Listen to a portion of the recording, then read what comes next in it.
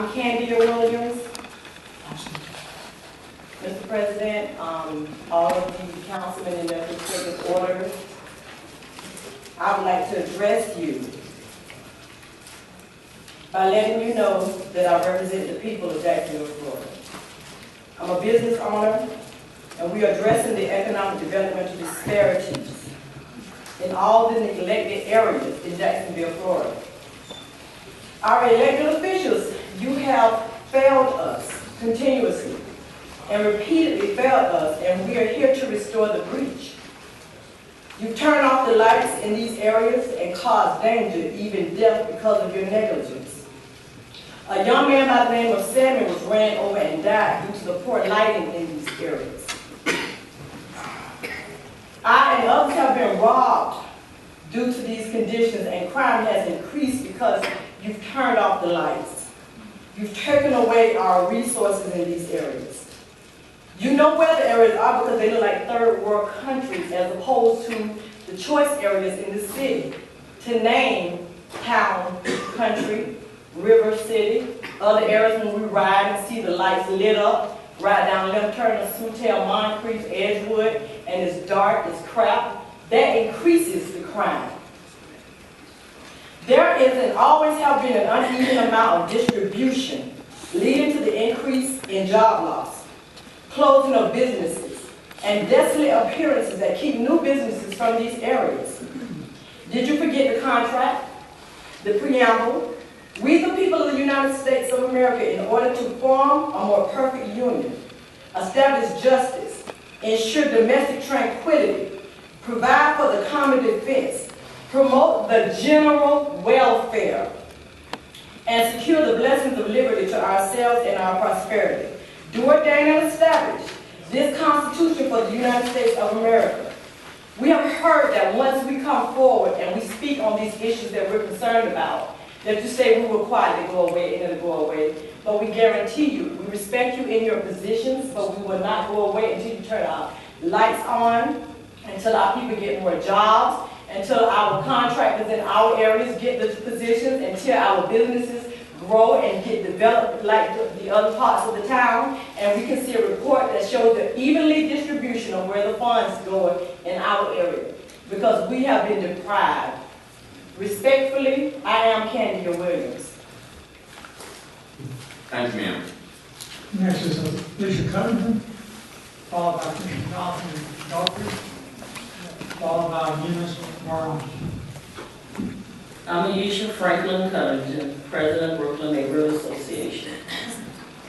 My neighborhood is bounded by the Prime Osborne and the Fullerton Bridge. And tonight I've written something, I've tried something new.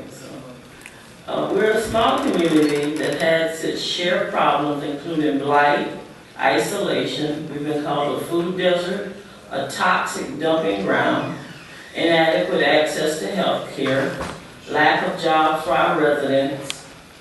And my prayers go to the Martin family and for this country. The prayers of the righteous availeth much.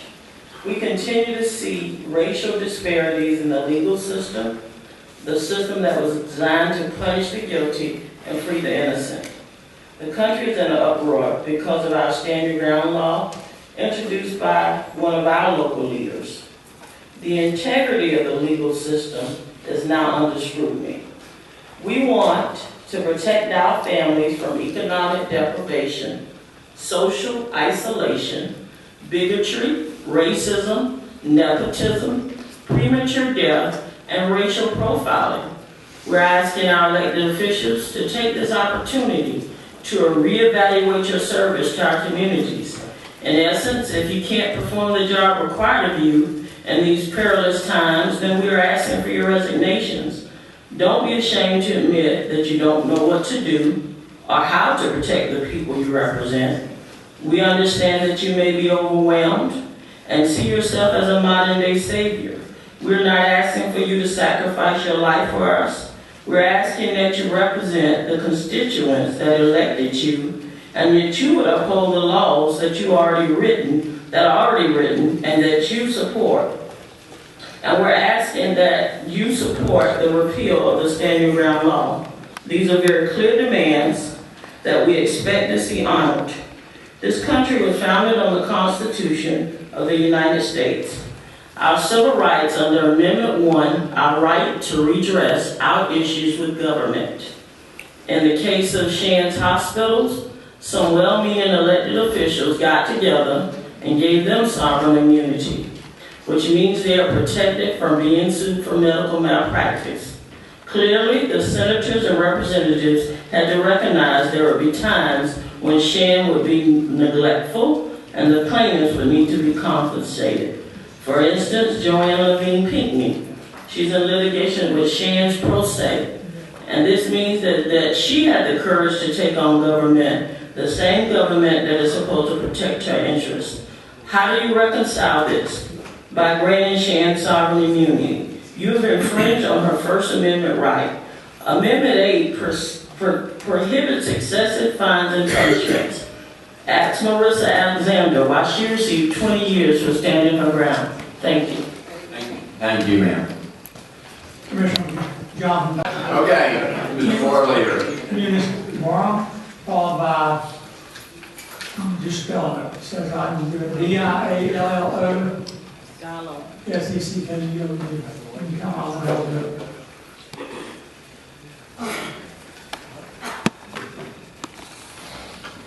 Eunice Morrow.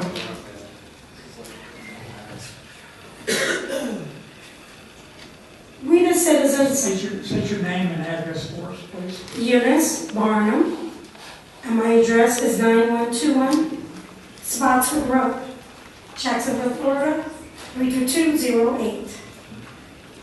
We the citizens of this not-so-great Florida are calling for the resignation of all of our elected officials for violating their oaths to support, uphold, and defend the United States Constitution and the Constitution of the state of Florida, and neglecting your duties and breaching the trust of the people.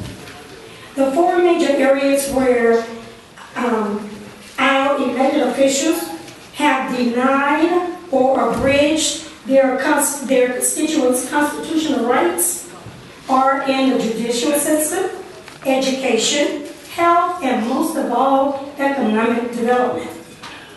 They have also failed to guarantee equal civil and political rights to all, as written in the preamble to the Constitution of the state of Florida. When you deny or abridge our rights, you causes us a hardship, and it negatively affects our quality of life. Each of you took an oath that you are qualified to hold office and that you will support, protect, defend, and honor the United States Constitution, the Florida Constitution, the Charter, ethnic laws, and other ordinances, rules, and regulations of the city of Jacksonville, and that you will faithfully perform the duties of your office. So help you God. Well, I beg to differ. So help me God. You have violated ordinances, rules, and regulations in my community, and you have allowed others to do so as well. Both the United States Constitution and the Florida Constitution declares that no state shall deprive any person of life, liberty, and the pursuit of happiness. Matter of fact, the Florida Constitution reads as follows: basic rights. All natural persons, female and male alike, are equal before the law and have unalienable rights, among which are the right to enjoy and defend life and liberty, to pursue happiness, and to be rewarded for industry, and to acquire, possess, and protect property. No person shall be deprived of any right because of race, religion, national origin, or physical disability. I don't know. If you don't cease and desist violating our rights, we want you go. So help us God. Thank you, ma'am.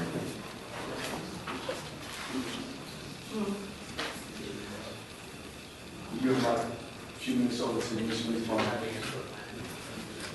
No. No, sir. No, can't do that? No, sir. Okay. Why do you fill out a card, you speak 3 minutes? Next is, Diallo Sakoo. You gotta You gotta fill the card out, sir, to speak. My name is Diallo Sakoo. good. I want to talk to you about institutionalized racism. Wait a minute. Would you please identify yourself by name and address for the record? Diallo Saku. The address is 1507 West 16th Street. Thank you, sir. Right. Institutionalized racism and institutionalized judicial is being upheld by the institutions of the city.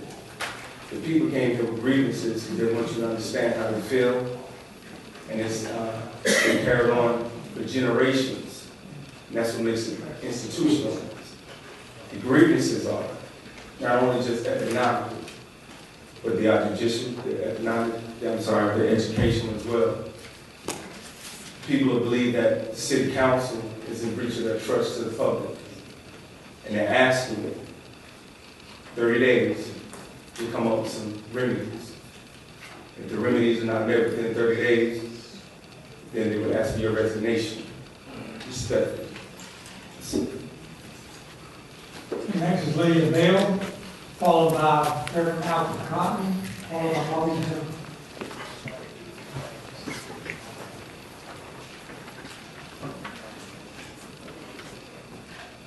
Lydia Bell.